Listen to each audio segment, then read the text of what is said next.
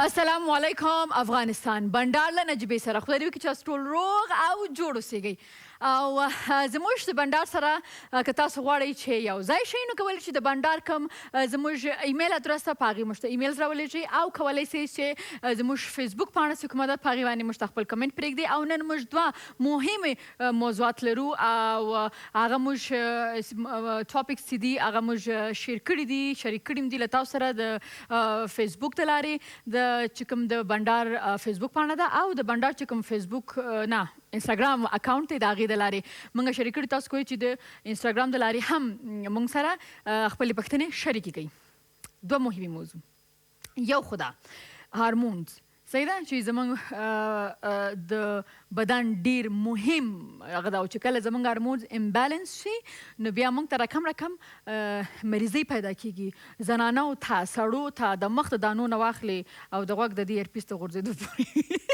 صحیح ده نو د ویښتو تویېدل او داسې نور ډېر د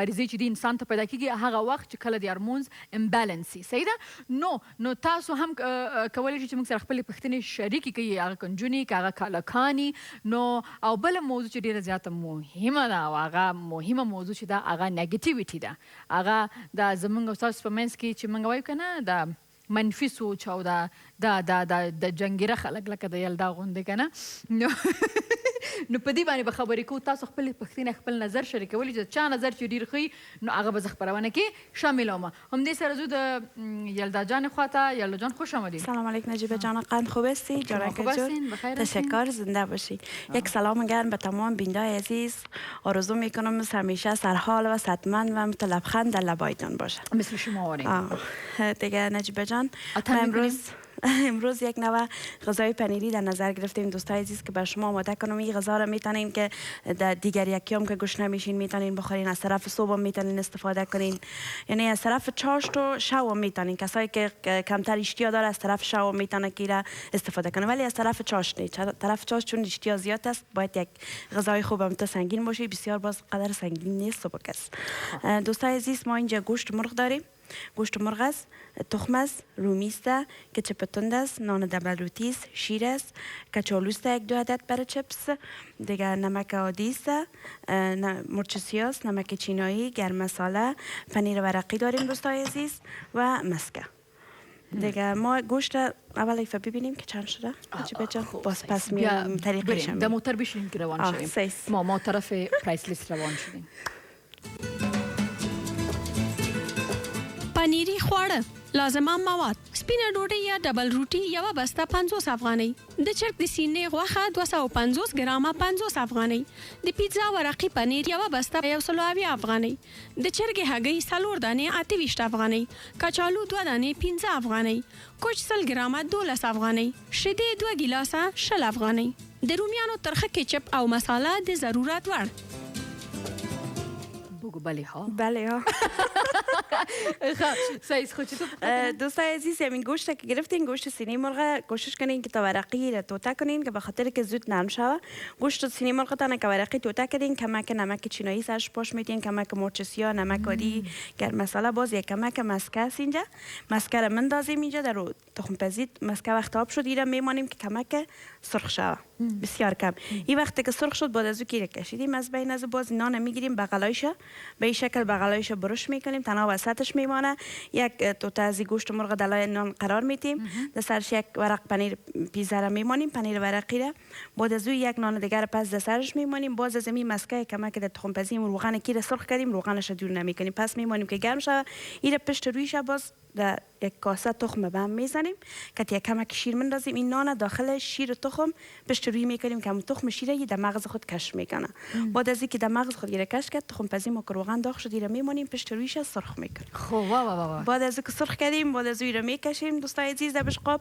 چپس هم پخته میکنیم در یک بغلش چپس میمونیم یک بغلی را میمونیم اون که چپ خواستین که ازش استفاده کردن میتونیم بونجانومی دیزاین بشقاب دیگه نوش جان میکنیم و اینمی کل یک دبل روتی یو خلطه ده که نه 4 دانیشه دور کردیم فقط 4 دانیشه اصول ماندیم فقط نجیب نه من خودم مقا گرفتم نجیبه جان مثلا یکیش برای یک نفر کفایت میکنه مثلا حالا اینجا برای 5 نفر است یعنی 5 نفر میتونم یکیشه که یا در دیگر باشه یا در صبحانه باشه یا که شو از طرف شو کسایی که کم غذا میخورن یعنی رژیم دارن چپسش بیخی نخورن تنها این میره میتونن که استفاده کنن. چی کار خوب میکردی که براون برد میگرفتی دی؟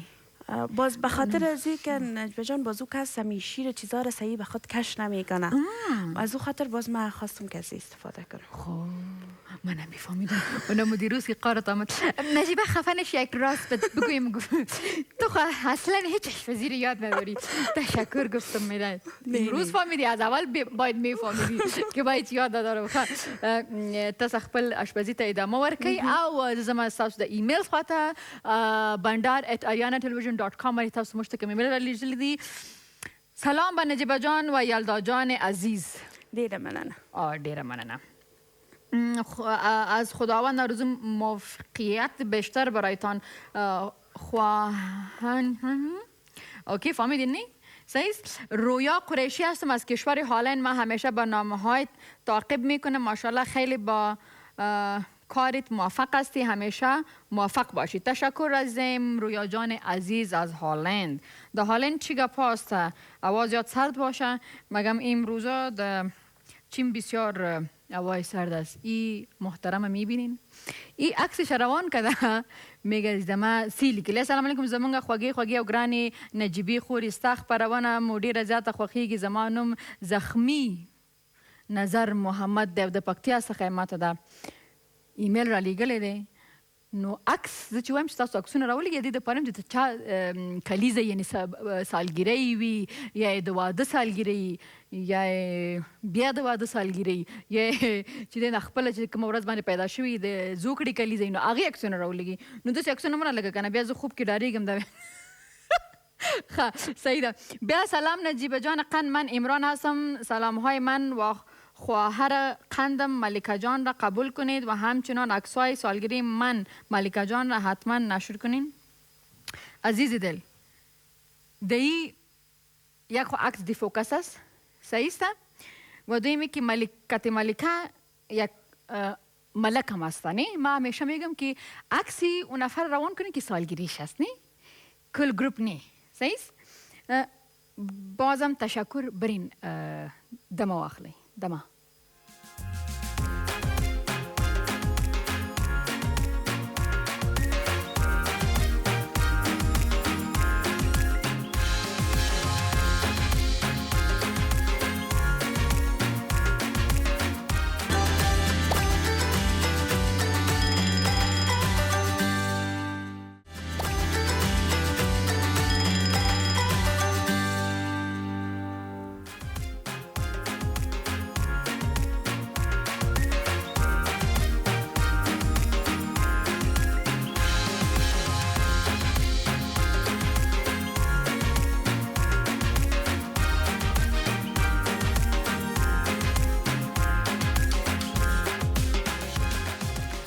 یو بیا شراغلاس خبرونه بندار له نجبې سره او لیدونکو څنګه چې د خبرونې په شروع کې ما تاسو چې دوه ډېرې مهمې موضوع دي او مرضونه ډېر دي خو هغې کې نن زموږ چې کوم موضوع ده هغه د هارمونز یعنې هارمونز په باره کې ده چې هغه څنګه امبالانس کېږي او کله چې د انسان په وجود کې هارمونز امبالانس شي نو هغې نه بیا څه تکلیفونه انسان ته پیدا کېږي کوم په کومو مرضونو باندې اخته کېږي. نو تاسو هم خپل پوښتنې کولی شئ چې له موږ سره شریک کړئ. له موږ سره خپل ګران درون میلمه ډاکټر صاحب ناست خو زه غواړم چې تاسو دا ویډیو کلیپ وګورئ بیا بیرته راستانه کېږو.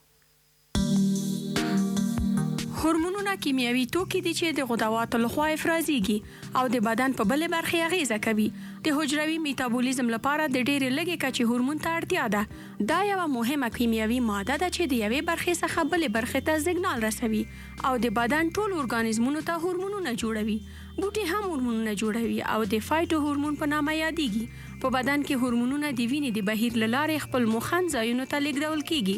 د هورمونونو په وړاندې یوازې هغه برخې اغیزمن ځواب ښکاره کوي کوم چې په خپل ځای کې د یو ټاکلي هورمون ریسپټورونه ولري. هورمونونه د پروتیني ریسپټورونو سره ځان نښلوي او په نتیجه کې د یو سیګنال د لیږد میکانیزم فعالېږي او بیا د اغیزمنونکو برخو لخوا ځانګړي ځوابي غبرګون راولاړېږي.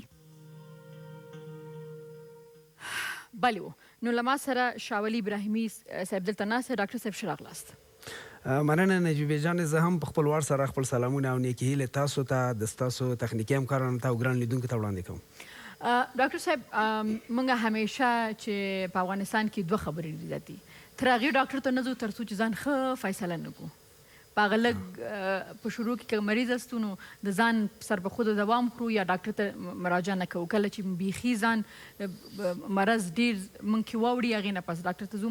بل دا ده چې موږ په دې باندې باید پوه شو چې مثلا هارمونز د امبیلنس کېدو د وجې نه هم انسان د ډېرو تکلیفاتو ته د ډېرو مرضونو سره مخامخ کېږي. نو اول خو راته دا تشریح کړئ چې هارمونز یعنې څه او زموږ وجود کې څه کار کوي د انسان په بدن کې. ډېر ښه نجیبه جان، تاسو وګورئ د دې په څنګ کې چې عصبي سیستم د انسان په بدن کې زموږ او ستاسو ټول کړه وړه کنټرولوي، لکن د دې په څنګ کې انډوکراین سیستم یو داخلي سیستم دی چې دا مهم غدوات په بدن کې وجود لري چې بیا دا یو قسم کیمیاوي ماده مواد په نامه دي هورمونونه افرازوي چې دا بیا له اعصابو سره یا له حجراتو سره وصل نه دي، لکن ډېر مهم وظایف سرته رسوي چې په دې جمله کې بیا پیچیټي یا نخامیه غده چې د هایپوتالاموس په سفلي برخه کې او یا هم له هغې څخه ټیټ قرار لري، بیا په تایرویډ سټیمولیټینګ هورمون، فولیکول سټیمولیټینګ هورمون، پرولاکټین هورمون، ګروت هورمون، انټي ډیورټیک هورمون او د دې په څنګ کې ګروت هورمونونه او نور لکه اوکسیټوسین هورمونونه افرازوي چې هر هورمون بیا په بدن کې خاصې دندې او وظیفې سرته رسوي. بله ښه، نو اوس که دا راته وایستې چې دغه هورمون چې تاسو ویل که دا موږ ته تشریح کړي چې کوم هورمون زموږ په بدن کې څه کار کوي. ډېر ښه نجیبه جان، تاسو وګورئ د پیچیټري او یا هم د نخامیه غدې څخه چې هغه هورمون لکه د تایرویډ سټیمولیټینګ هورمون چې د تایرویډ غده یا د تایراید غده چې د صدر په علوي برخه کې او یا هم د عنق یا د ستوني په قدامي برخه کې قرار لري، دا بیا د T3 او T4 هورمونونه افرازوي، د دې په څنګ کې ګروت هورمون افرازوي او کله بله بدن ته رشد ورکوي. یعنې که چیرته د انسان په تایرویډ غده کې کوم کاهش منځته راشي، د دې لپاره چې T3 او T4 په خپل ترکیب کې آیوډین لري، که چیرته دا منرال یا دا معدني ماده په بدن کې کاهش پیدا کړي کمه شي، بیا په دې وجه د ګروت هورمون د T3 او T4 مقدار کمیږي، شخص په هایپوتایرویډیزم مواجه کیږي چې په نتیجه کې هغه اشخاص چې د تایرویډ غده البته هورمونونه افرازات کم افراغیږي یا دوران ته داخليږي، په دې وجه بیا شخص اوبیس کیږي یا چاق کیږي چې له هغې وجې نه بیا یا ډېر ډنګر شي وزن. البته چې که چیرته غده ډېر افرازات وکړي هایپرتایرویډیزم کې بیا شخص ډنګریږي او که چیرته افرازات کاهش پیدا کړي کم شي بیا شخص چاقیږي اوبیس. دا ځکه ډېر خلک وایي که نه وایي موږ بیخي تشي اوبه څکو ورځ په ورځ چاقیږو نو هغه پیسې نو هغه دغه د دوی په داخلي اکثره ماشومانو کې اکثره ماشومان هم ډېر په وړکي عمر. سلام علیکم یلدا جان، خوب هستی؟ بخیر صحت؟ نجیبه جان خوب؟ سلام علیکم دکتر صاحب، بزرگوار خوب هستین؟ بخیر صحتان خوب است؟ خیال دارید صاحب خیرتید؟ دکتر صاحب خوب شد که از نزدیک دیدمت. تشکر. ما یکی از علاقمندای خودت هستم و دوم دیگه بسیار آدم نیک هستی. اینمی ها هیچ سر من حساب نمیکنن که من دکتر هستم. اینه چی؟ چی هستی؟ دکتر. اون سرش درد میکنه، سرش میکفید. مرا گفت یک نسخه بده، نسخه دادمش، دوا دادمش، صبح میگم خوردی، میگه نه. چرا؟ میگه کامرامن مرا گفت به جگرت نسخه را. حالا کامرامن دکتر است، من اگه دیگه کامرامن دکتر است دیگه برو خیلی دکتری تا که کامرامنی نکو. باز دکتر صاحب ما آدم خورد نیستم در نظر از یه آدم خورد. من دکترا از یه آدم خورد. ما دکترا رو در کشمیر گرفتیم. ما دکترا رو در کشمیر گرفتیم دکتر صاحب. در کجا؟ در کشمیر پاکستان. کشمیر دو طرف از طرف هند هم است؟ ما از دو طرفش گرفتیم، از بینش دو طرفه. خب و دوم دیگه باز من نرسنگ خواندیم، توکل به خدا برات قلبم تداوی میکنم دکتر صاحب. در بسته کابل اینمیال به نام دکتر ملاقی نافگیر مشهور هستم. مشهور هستی نه؟ مشهور هستم. عالی، در چی مشهور هستی؟ در دکتر ملاقی نافگیر در سر تا پای. چند تا را کشتی؟ نه نکشتی. چند تا را عیبی کردی؟ به مشهور هستی نه؟ وای خدا که از برنامه نه یاد نمیکنه. باور کنه که از وکیل منطقه ما نافش رفته بود، 1 بجه شب بچه‌ش آمد نافش شاید به قانقرتک در جایش آوردم. و در ضمن از باز اونمو خو نیست که این دفعه انتخاباتم بیچاره نبود نه خود رفت نه اون مردک بچه‌ش اکثر پدرم بود انتحاری مرد. بسیار بخشید دیگه دکتر صاحب، من خب بر از میا میگم دائم وقت و دوم دیگه خوب روانشناس هستم. خوب روانشناس پختن طرف نفر سعی کنم. دکتر صاحب ماشاءالله خودتان دکتر هستین؟ آدم فهمیده هستین؟ آدم نیک هستین نیستین؟ خدا ما شما را هدایت نیکی بده و کسی دکتر است که در فن و مسلک خود فهم داشته باشه، دانایی داشته باشه، تخصص داشته باشه، مسلکی باشه، او دکتر است. من که میار یک بگوین من دکتر دکتر یعنی دانا، کسی که یک چیز را میفهمه در بخش خود دکتر دکتر صاحب است. تاسو چې دکتر یعنی دانا نو د په کټګوري کې یلدا بله 4 تا اولاد داری یا نه؟ بله یک تا داماد داری یا نه؟ نه سیک دروغ گویا. نه این ما دروغ قواری میگه به اینا. داماد میمونه که من داماد داشته باشم. این 2 دانه داریم هم یاد فکر نه.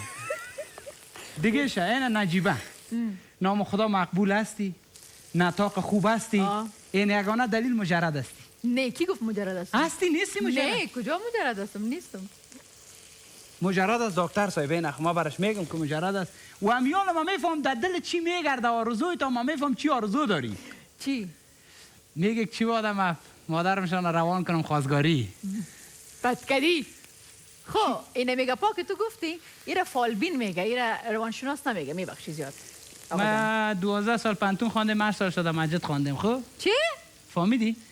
8 سال از ما در مسجد خواندم. حالا دکتر صاحب پرسان است میال دکتر خودم هم تا نرسنگ خواندم و کلا رو تداوی میکنه در تلویزیون.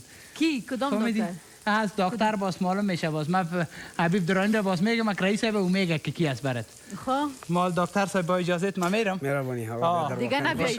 برو. داسې ډاکټران نه ځان ساتي. از معرفت شما خوش نه داسې ډاکټران نه کنه چې هغه بابای جانې دغه نیم کله ډاکټران ځان ته ډاکټران وایي او ډیر خلک بیا په تکلیف باندې ورسره اخته کی. ښه نجیبې جان په رښتیا هم لکه څرنګه چې د ورور د یو طنز ویلې دا ستونزې به کېدای شي زموږ په ټولنه کې وي او یا به نه وي، لکن له نیکه مرغه چې نن سبا ډاکټر صاحب زه درته وایم ما په د خپلو سترګو کتلي دي چې یوه ماشومه 14 کلنه چې د هغې اپنډکس په دې کابل کې عملیات شوه، هغې نه یوټرس بیخي وباسه. صحیح ده؟ د 14 کلنې انجلۍ نه. صحیح ده؟ همدغسې یو ښځه چې هغه په ماشوم باندې مریضه وه، همدې کابل کې شفاخانې ته یې وړې چې د هغې سیزیرین کوچنی کېده که نه، نو هغې نه د یورین چې د هغې کم پایپونه هغه یې ترې قطع کړي چې هغه بیا 3 اپریشنونه وشي په پاکستان کې چې هغه بیرته جوړه شي. نو داسې مشکلات لرو. لکن بیا هم له نیکه مرغه چې په افغانستان کې مونږ متخصصین ډاکټر صاحبان لرو، پروفیسران لرو، ښه پیاوړي او ډېر په وطن او په خلکو باندې ماین ډاکټران لرو چې دوی واقعا متعهد دي او شپه ورځ د خلکو په خدمت کې دي. لکن زموږ د عامه روغتیا وزارت او په ټوله کې د کابل ښار چې دا د هېواد پایتخت دی، په موږ په دې باندې ویاړو چې ټول صحي مرکزونه او یا روغتیایي مرکزونه یې کنټرول کړي دي. او دا خبرې چې ګران دوست وکړلې د طنز په شکل باندې، هیله لرم چې وجود ونه لري او اصلا په خو زما ستا په هیله باندې نه کېږي دا وجود لري. ډاکټر صاحب زه درته وایم خو تی مني کوم خلک دا پروګرام ګوري هغې راسره مني. ښه ایمیل راغلی شمشیر میوند یم له جنوبي پښتونخوا مسلم باغ څخه. له ما سره زما کوچنی وراره سمسور خان هم ستاسو خپرونه ډېره زیاته ګوري. ډېره زیاته مننه. خیر اوسې دمه واخلئ. د مینې وروسته راستانه کېږو. دمه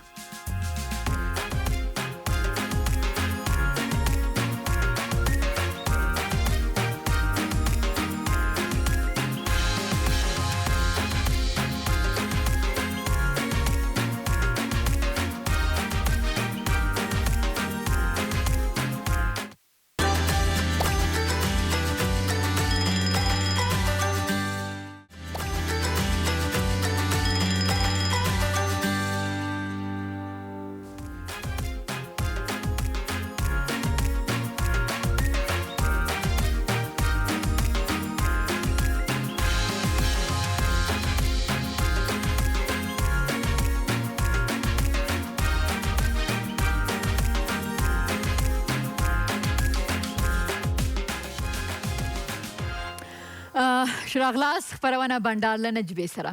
ښه نو ډاکټر صاحب تاسو د هرمونز باره کې د هرمونز نومونه خو دومره سخته دي او دا د ډاکټري ژبه ډېره سخته وي. دې کې د دواو نومونه او دا فارمولې چې دي که نه، دا زما یوه خور ډاکټره ده، هغې به چې خبرې کوي نه پوهېږي چې تاسو آفرین دی په تاسو باندې چې تاسو د دې دا فارمولې او دا نومونه یې زده کوئ. نو زه دا یم چې په اسانه کې به دا وي چې دغه هرمونز چې کوم دا وظیفه لري په وجود کې، نو دغه هرمونز چې کله امبالنس شي په زنانو کې په ښځینو کې، نو هغې د کم تکلیف یا د مرض سره مخامخ کېږي. رښتیا هم نجیبې جان لکه څرنګه تاسو ویلې د طب ژبه یا د طبابت ژبه چې ده رښتیا هم وګوره په دې کې لاتین، انګلیش، پښتو فارسی عربي ټوله پکې کارول شوې ده نو د دې لپاره ډیره مغلقه ژبه ده رښتیا هم لکن موږ کوښښ کوو چې ګرانو لیدونکو دوستانو ته په سهل او ساده ډول باندې معلومات ورکړو ان شاء الله د بدن په بدن کې اندوکراین سیستم یا داخلي افرازات د هورمونونو چې یو خاص مهم سیستم دی په بدن کې که دلته دغه د هورمونونو کاهش او یا هم زیات منځته راشي بیا ډول ډول ناروغۍ منځته راوړي چې خصوصا لکه څرنګه چې تاسو پوښتنه وکړله هورمون که از خود غده نخامیه افراز میشه بالای تایروید استیمولیتینگ هورمون که بالای هورمون تایروید تاثیرات خود را وارد میکنه همچنان بالای ادرینال گلند یا خود ادرینال گلند یا غده فوق الکلیه که او هم هورمونای خاصی را افراز میکنه که هورمون سکس هورمون یا هورمون جنسی که شما گفتین که در طبقه اوناس و ذکور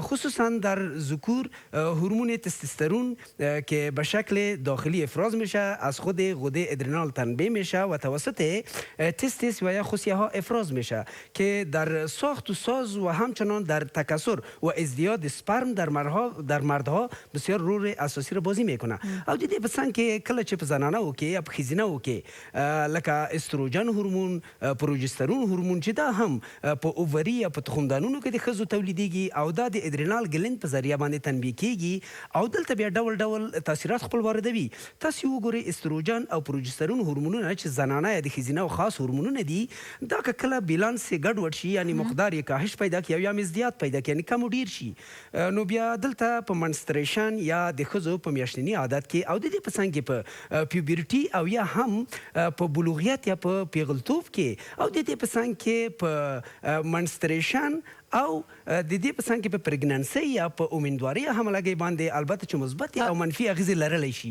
نو په ښځینه‌و کې د استروجن او پروجسترون هورمون چې دا له اووري یا له تخمدانونو د ښځینه‌و نه افرازیږي که خپل بیلانس نارمل وي بیا شخص روغ وي کنه بیا او دغه یو وجه چې کله دغه هورمونز امبالانس شنو بیا د ښځو مریضي هم وخت نه وخت کیږي او ډېری خویندې یا ډېرونه دغه سره د مخ د دانو سره هم مخامخ کیږي او د دې په څنګ کې مهمه موضوع ده نجیبه جان چې دا موضوع ډیره مهمه او ډیره ده تاسو موضوع وخت لکه چې فکر کوم کم وي نو خپل دغه بیلانس د استروجن او پروجسترون کب خزینه او کې کاهش پیدا کړي بیا شخص یا خپل خوره کې انفرټیلیټي یا اقامت خواته بیایي چې هغه بیا دا توان نه پیدا کوي چې پراتلونکو کې ماشوم دنیا ته راوړي او یا هم زایګوټ تشکیل شي او یا هم دا امیندوار شي حمل واخلي نو هورمونونه یا داخلي افرازات د انسان په بدن کې ډیر مهم او اساسي رول لري چې دا بیا له مختلفو عواملو څخه کدا محیطي عوامل دي کدا البته تغذیه یا نیوتریشن دا کچرته د مغذي موادو منرالونو ویټامینونو کاهش منځته راشي بیا هم انسان په مالنیوتریشن یا سوی تغذیه باندې مواجه کیږي او کچرته تروما رواني اختلالات منځته راشي بیا په دې وخت کې په جسمي او رواني ناروغیو کې چې بیا هغه ماشوم چې د مور په یوټیرس یا په رحم کې البته د رشد یا د تکثر یا د لویدلو په حال کې دی بیا د دې مغزي عصبي او جسماني وروسته پاتې والی منځته راځي په ورته پیښیږي اوکې یعنی زمونږ په بدن کې هارمونز دومره لوی څورته وایي ډېر غټې وظایف منځته راوړي او که کله دا امبالانس شي نو موږ د دومره ډېرو مشکلاتو سره او که د پانکراس په غده کې انسولین او ګلوکاګون کې البته تغیرات منځته راشي بیا د ډیابیټ یا د شکر په ناروغۍ باندې انسان اخته کیږي او د دې په څنګ کې که چېرته د تایرویډ په غده کې تغیرات منځته راشي نو بیا په جاغور یا ګایټر باندې شخص اخته کیږي نو رښتیا هم هغه مهمه داخلي ناروغۍ چې د انسان په داخلي اعشاو کې او داخلي اعضاو کې تغیرات منځته راوړي ناروغۍ منځته راوړي نو داخلي سیستم یا هم د اندوکراین سیستم یا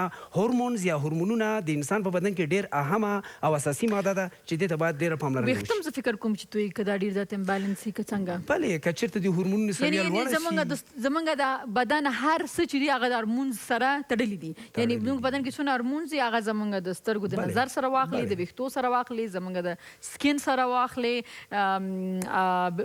دا چې دی ویل چې د جنسي دغه یعنی سکس سره نیولې بیا د هغې سره نیولې په مخ باندې چې دا نیکمې راځي کوم مرضونه دي بیا اولادي او زه به دا وخت به ډېر لیدونکي دا خپرونه ګوري نو دا اوس چونکې دا ملاوټ په هر خوراک کې شته دی نو زمونږ نجونې چې دي هغه اکثرا د هغې هارمون دومره امبالانس دي چې 3-4 میاشتې 2 میاشتې نه مریضېږي او مور پلار یې ډاکټر ته نه بوځني بیا دغه علت چې کله واده شي نو بیا خواښې وایي چې دا خو ماشوم نشي راوړی نو راځئ بل واده پې وکړئ نو مهرباني وکړئ دا وخت چې څومره میندې دا پروګرام ګوري که چې ستاسو لوڼو ته داسې کوم تکلیف وي نو معنا کېدای شي چې هغې ته هارمونز پرابلم هغه باید ډاکټر ته بوځي نو هغې باندې درملنه وکړي چې څه د هغې ژوند د آینده دپاره خراب نه شي او د هارمونز امبالانس سره په مخ باندې اضافي ویښته هم ډېر راخېږي. بله واقعا کله چې د سترویډ هورمون سویه لوړه شي بیا په مخ کې ویښتان راډېرېږي.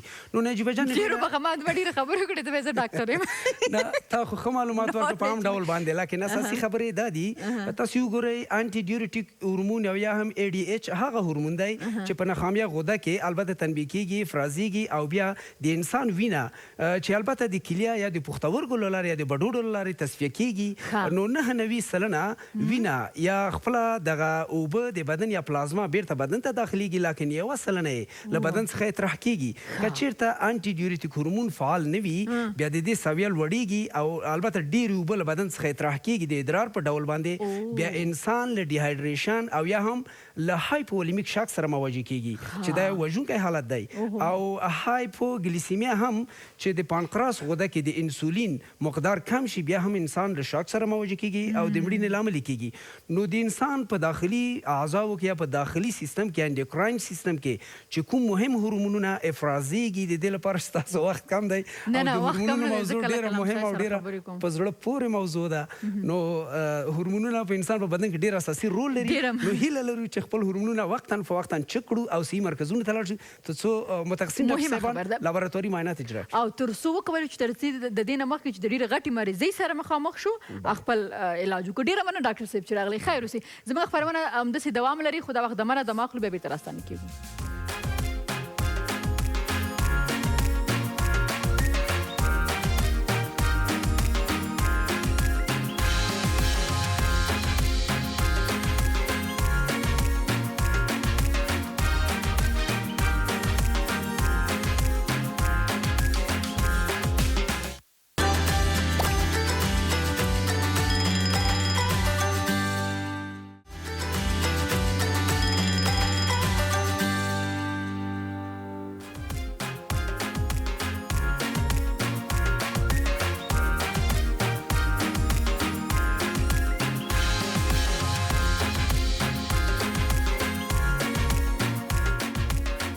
یو وارې بیا شراغلاس خپرونه بنډار له نجیبې سره.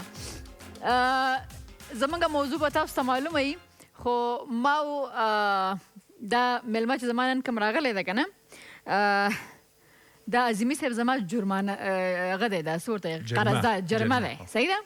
ښه راغلی عبد خو ښه راغله. زه تیار یم جریمې ته مخکې لید شکایت وکړئ.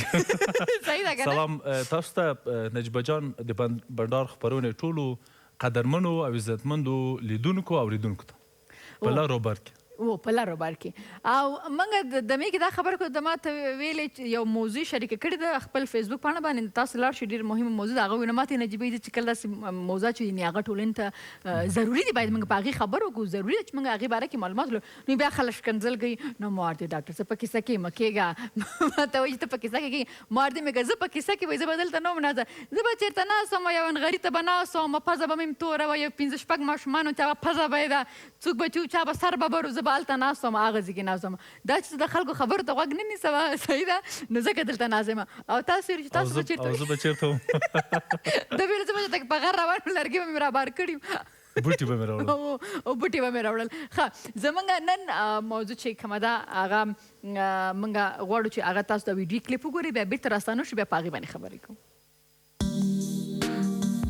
منفي فکرونه لکه چې زیات زیانونه لري چې شتون یې کولی شي د انسان د اړینو بدلونونو مخه ونیسي او د تل لپاره یې له یو اړخیز بد او ناخوښ ژوند سره تم کړي او د نشتون په صورت کې هر څوک کولی شي چې په خپل ځان کورنۍ او ټولنه کې په خپل زړه مثبت بدلونونه راولي. منفي فکرونه مو تل د پرمختګ خنډ جوړېدلی شي ځکه شتون یې کولی شي تاسو ته د ډېرو هغو څیزونو په اړه د ناشونتیا احساس درکړي کوم چې شونی او کیدونکي دي یعنی شونی او ممکن درته ناشونی او یا ناممکن کوي. کله چې منفي فکرونه د ناشونتیا احساس ورکوونکي وي نو څرګنده خبره ده چې د پرمختګ لامل مو ګرځي او له یوې غوره او په زړه پورې راتلونکي څخه مو بې برخې کوي. د هر څه په اړه د ډار او ویرې احساس راکوي او تل مو نابریالي او ماتو خوړونکي روزي. څېړنو ښودلې ده چې منفي فکرونه د انسان په عمر کې کمښت راولي. ټول وخت په بې ارزښته او پخوانیو فکرونو کې تیروي او له هر ډول بدلون او پرمختګ څخه یې بې برخې کوي. منفي فکرونه لکه چې زیات زیانونه او تاوانونه لري او موږ اړ یو چې ټول منفي فکرونه او اندېښنې مو له منځه یوسو ترڅو په خپل ځان او ژوند کې په خپل زړه بریالیتوب، نوښت او بدلون راولو. ډېر ښه. خو همدې سره زه ډاکټر صاحب تاسو په اجازه باندې چې زه د ایمیلز چې کوم راغلي دي دا زر زر جواب ورکړم. موږ ته د خوست ولایت څخه محمد الله حسرت ایمیل رالګلی، ډېره زیاته مننه. خیر اوسې کور ودان. او بیا هم یلدا جان بر خودت یک سوال است. سلامونه و نیکی هیلی پیرزونی در میدان خار څخه زیای ما پرسان کرده میگه چرا یلدا در هر آشپزی که میکنه چینایی نمک چینایی مالگه استفاده کنی ولی وطنی مالگه چیده آقا کار نکنی؟ به خاطر از این نجیبه جان همیال من گوشت مرغ که استفاده کردم نه سیر زدم نه سرکه زدم. همون نمک چینایی خامبویی از این گوشت دور میکنه. یعنی نمک خامبویی دیگه گوشت نایمه. نمک چینایی ما تا جای جوندیم ضرر قضیات نداره، در هر چیز میشه استفاده کرد. و یک دفعه پیشم در بخبرانی که تصویری جدا در چرگ خامبویی ورکی یک ترشمزدگی داره. مثلا دمی سوپ باید بدون نمک چینایی هیچ نوع سوپ نمیشه. بله ها. و رکپرتی مزهش طعمش تغییر میده. به مو خاطر است که استفاده میشه. تشکر. سلام نجیبان ته ټولو تخنیکی همکارانو ته دې هیله ده چې روغ او جوړ اوسئ. ډیره مننه چې داسې ښایسته خپرونه لري. خو کله چې ښایسته ده یو په دوه شي، کله چې وخاندي ښایسته ده نو یو په دوه شي. او بیا یې لیکلي لف یو. دا وګوره ډاکټر صاحب ونه وایي چې لف یو لیکلي تا د لف یو لیکلی ده. ده به لف یاد من ده به لف یې که نه؟ لف تا ماته لف ویلی دی. ته ماته څه ویل دي؟ و نوم دې مې خپل نه دی لیکلی. دومره ته ما سره لف کوې چې نوم دې مې خپل هېر شوی. هغه به هم ډېره زیاته ضعیفه لف ده دا ډېر. ښه وایي ضعیفه لف دی. زر دا پروګرام که ګورې زر بل ایمیل راولېږه نوم دې پکې ولیکه. ښه ډاکټر صاحب نو دغه منفي زموږ چې نن کوم ټاپک دی د دې باره کې زم چې شروع کړي تاسو. تاسو وړاندې تر ما ډاکټر صاحب سره مصاحبه درلوده. هغه د هورمونونو په اړه بحث درلود. منفي فکر یو هورمون د اندروفین په نامه په مغز کې ترشح کیږي. یعنی که موږ منفي خبرې وکړو، منفي برداشت وکړو، منفي ووینو، منفي تصور وکړو، هغه اندروفین په منفي شکل ترشح کیږي. هغه دوه ډوله خاصیت لري. یعنی که مثبت اوریدونکي او مثبت څه وګورئ، مثبت څه وینئ، مثبت څه خورئ، مثبت څه چا سره ګرځئ، هغه په مثبت شکل ترشح کیږي. اما که منفي څه وینئ، منفي څه خورئ، منفي څه وګورئ، منفي چا سره ګرځئ، هغه په منفي شکل اخلي. او یو بل جالب حقیقت په دې اړوند کله چې یو په اصطلاح یو وری ترشح کیږي، مثلا تاسو ما معمولا محصلینو ته دا مثال ورکوم، کله چې تاسو د دروازې ته راځئ تاسو ته د هغه وایي د اسکر چې مثلا یو خبر درته کوي، مثلا درته وایي چې دا کالۍ ته ګوره یا د قوارې ته ګوره، دا تاسو هغه کوي منفي فکر ده که نه، منفي برداشت ده. بیا تاسو په دې لاره کې دا ټوله لار کې چې راځئ تر صنفه پورې دا هغه ډېروئ غټوئ بار ورکوئ. بیا چې صنف ته راځئ چون په ترش وچپیلې راځئ، استاد ته وایي چې استاد اجازه ده دا ترش وچپیلې. استاد به درته وایي چې چېرته وې تر اوسه چې دونه ناوخته راغلې، ځکه چې ترش راځې که نه ته یو څه درته وایي بالاخره استاد. دا دوه منفي کیږي. یعنې کله چې یو منفي ترشح کیږي، دوه منفي ترشح کیږي، بیا په دغه برخه کې دغه د نیورون د برخې متخصصین وایي چې دا بیا یو بل خاصیت لري. یعنې کله چې یو منفي کیږي، یو ترشح کیږي، بل منفي ترشح کیږي، دغه دوه منفي بیا یو ډول هغه کوي په اصطلاح قرابت کوي، یعنی جنسي رابطه سره ساتي. او له دې نه یو بل منفي فکر رامنځته کیږي. مثلا دا په یاد ولرئ په ژوند کې کله چې تاسو یو منفي له احمد نه اورئ، دوه منفي له محمود نه اورئ، په دریم قدم کې خپله وایي چې رښتیا وایي خو زه به همداسې یم ولې همداسې یم. یعنی خپله تاسو بیا دریم منفي تاسو خپله جوړوئ. یعنی که دوه منفي تصویرونو ته وګورئ، دریم تصویر خپلې. دا به زه دا وایم چې دا زمونږ خلک دومره منفي دي. یعنې که موږ وګورو که نه په خپلې جامې ته وګورو، که موږ یو دوکان ته ځو کالي اخلو، نو که یو شی کالي وګورو یا یو ځای کې شی هر شی چې اخلو نو که مو ته دا راښکاره که ده که هغه چې ورته چې نه د دې قیمت دومره که دوکاندار په جنګ شي. څه ده یعنې موږ په ټولنه کې منفي یا هغه ډېر دی. یعنې موږ اغېزې ډېرې دي. په همدې خاطر ده چې زموږ د روغتیا وزارت وایي چې په افغانستان کې 1.5 میلیون 2 میلیون په ژور خپګان اخته دي. په همدې خاطر ده چې زموږ وروستۍ سروې وایي چې موږ 80% کې ناامیده یو. په همدې خاطر ده چې زموږ وروستۍ سروې وایي چې په دوو افغانانو کې یو ناروغ ده. نه څومره ناامیده یو؟ 80% کې ناامیده دي افغانان. نو دا خو ټول وایي چې موږ ډېر مسلمانان یو او مسلمانان خو باید د خدای نه ناامیده نه دا ډېر څه ده بس مسلمانان یې لف به یې صحیح لکه لف به یې صحیح لف به لف نه یي دا به لفي دا به لف نه یي او دا 80% به لفي که نه دا به لفي 10% به لفي صحیح ده. نه زه همیشه خبرې کوم یقین وکړئ دا چې تاسو ما په تلویزیون دومره ګورئ داسې خاندم تاسو په دې یقین وکړئ چې زه ډېره زیاته مریض یم تاسو په دې یقین وکړئ چې زه به ډېر زیات تکلیف او مشکلات لرم خو امید د خدای نه پرېږدم. زه چې نن په دې وطن کې چې ما سره ډېرې لارې شته چې زه کولی شم چې لاړ شم چې نه ځمه د هغې وجه دا ده چې زه دا امید لرم چې زما وطن به جوړ شي زموږ خلک به جوړ شي او موږ به یو سوکاله ژوند لرو. امید مې د خدای نه دی. نو که موږ مسلمانان واقعا نو امید خپل د خدای نه مه پرېږدئ او خدای کله هم تاسو نه ناامیده کوي. صحیح ده. دمې خواته ځمه دمې نه چې بیا وروستو راغلو بیا له خیره خبرو ته ادامه ورکړو. دمه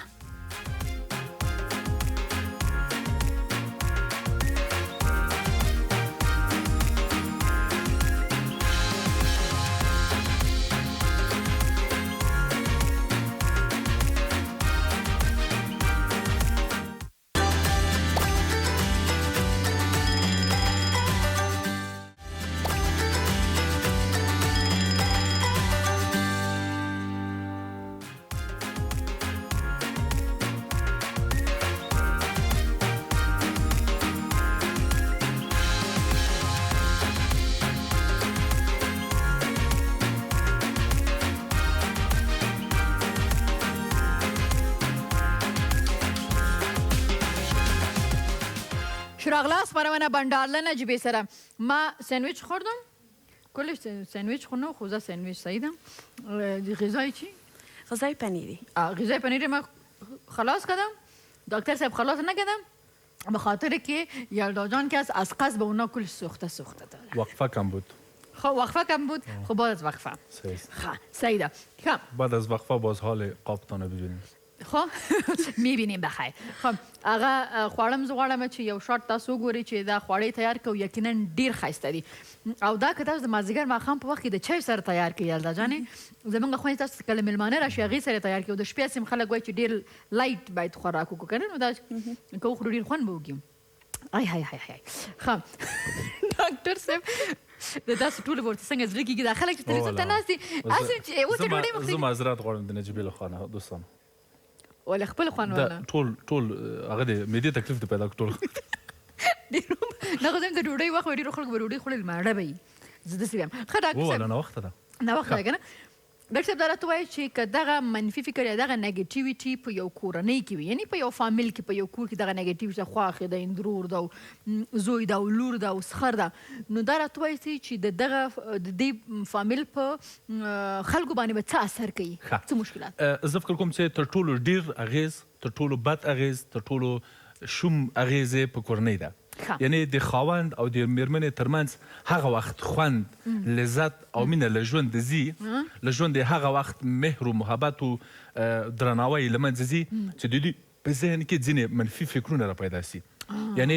دغه منفي فکر دی چې سوء تفاهم رامنځته کوي او دغه منفي فکر دی چې شک را پیدا کوي د انګور جنګ د ازل روان دی او تر ابده به رواني بالکل تاسو پیږئ ولې خواښې له انګور سره مشکل لري ځکه چې څنګه په ډنګ اډو ته راولي که نه ډنګ ټنګ اول کې په اصطلاح بوټونه پسې د هغه د اوږې پوستکی سي چې ځي ورځي لاره پوټی کي بیا چې دلته راولي زیاتي لکه اوهو په واده کې بیا څنګه چپه راسره غورځي کې دا خواښې که نه بیا وروسته د ځینو منفي فکرونو پر اساس له دغه انګور سره ورو ورو ژوند خرابېږي او انګور هم دغسې کېږي داسې احساس کوي چې ګڼې دغه زما زوی دغه انګور مې یا دغه پردۍ جلۍ راشکه واخیسته قپ یې راشکه او په جب کې راشکه واچوه او خبره نه ده چې نارینه یا زوی هم د مور مینې ته هم د ښځې مینې ته هم د خور مینې ته او هم د پلار او د ورور مینې ته ضرورت لري یعنې دې ته اړتیا لري یعنې دا یو منفي فکر ده صحیح نو دغه منفي فکر چې په کور کې دغه مشکلات مخې ته راځي صحیح ده که جګ سي که لوړ سي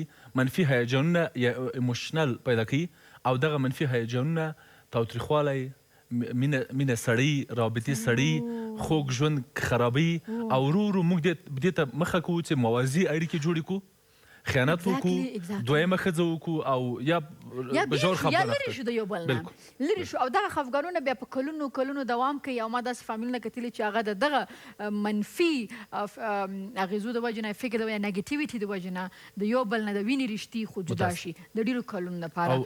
او 3-4 بچي مور سره بیا سرنوشت کې متاسف. ایگزیکټلی. ښه، اوس دا راته وایئ چې ښه په ټولنه کې که بیا موږ راشو د فامیل نه راوځو، که زموږ ټولنه داسې مومي دا چې نیګیټیو ده، یعنی تاسو وګورئ که موږ یو دکاندار ته ورشو، که د یو ټیکسي والا سره کینو، که یو موټروان سره کینو، که په دفتر کې هم وګورو، که دویمه خبره چا سره کوي جنګ ده، پکار ده، صحیح ده، او نیګیټیویټي ده. که سوشل میډیا ته لاړ شو موږ، که ښځه ښځه ته بد وایو، که سړی د سړي ته بد وایو، که ملا د ملا ته بد وایو، که ډاکټر د ډاکټر ته بد وایو، که د استاد د استاد ته. سیاستمدار غریب ګناهګار دی، لکه زموږ غوندې که نه موږ تلویزیون کې راځو نو موږ هم ګناهګار یو، سندرغاړي هم ګناهګار دي. نو دا ټول ولې موږ ټولو ته بد ګورو، ټول ولې بد دي موږ ته؟ نو دا معنا ده چې موږ نیګیټیویټي، منفي فکر، نو د دغه اثر څه ده زموږ په ټولنه باندې؟ څه نقص لري؟ ټولنه اصلا که تعریف کړو، ټولنه یو دقیقه وخت لرو. 1 منټ. ښه، ټولنه که معرفي کړو، ټولنه که تعریف کړو، ټولنه د کورنیو یو دقیقه وخت لرو. ښه، ټولنه د کورنۍ مجموعه ده. نو که کورنۍ کې منفي فکرونه وي، منفي برداشتونه وي، بدبختي وي، خو دا ټولنې ته راځي بالاخره. او یو تر ټولو منفي فکر چې زموږ په ټولنه کې دا اوس دستي موجود ده، هغه تعصب ده. تعصب له ښځې سره، تعصب له قوم سره، ژبې سره. خبره دا ده چې موږ چې بدبخته یو، یا که دا وایم چې منفي فکر یا نیګیټیویټي یو فامیل یو ټولنه بدبخته کوي. بالکل. او دا د انسانانو له ذهنونو را شروع کېږي په کورنۍ کې، له کورنۍ نه ټولنې ته، ټولنه کې له هېواد ته، هېواد کې بالاخره نړۍ ته. بس ډیره زیاده مننه. خیر اوسې، کور ودان. یلا جان از خود تشکر. خوش باشی، شب خوش داشته باشی و تاسو هم ډیره زیاده مننه. سبا بریالي سمدي زما مېلمه ده، نو خبرونه کتل مه هېروئ. شپه په خیر، په لوی الله مو سپارم. د الله په امان، د خدای په امان.